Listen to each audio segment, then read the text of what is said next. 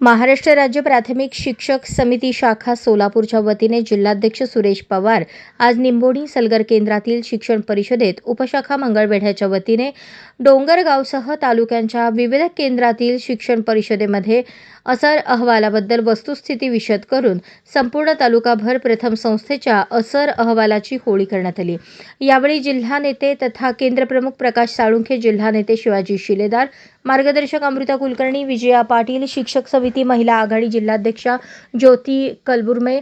मंगळवेढा तालुका अध्यक्ष विठ्ठल ताटे, कार्यालयीन सरचिटणीस उद्धव इंगळे, महिला आघाडी तालुका अध्यक्ष सुषमा सुतार, संगीता पाटील, कविता वाघमारे, नौशाद शेख, तालुका सोसायटीचे माजी चेअरमन वंदना यादव बिले, तालुका सोसायटीचे संचालक पांडुरंग शिंदे, शिक्षक समितीचे पदाधिकारी कार्यकर्ते यांच्यासह डोंगरगाव केंद्रातील मुख्याध्यापक, पदवीधर शिक्षक बंधू भगिनी मोठ्या संख्येने उपस्थित होते। मंगळवेढा तालुक्यातील विविध केंद्रातील शिक्षण परिषदेत असर अहवालाची होळी करण्यात आली।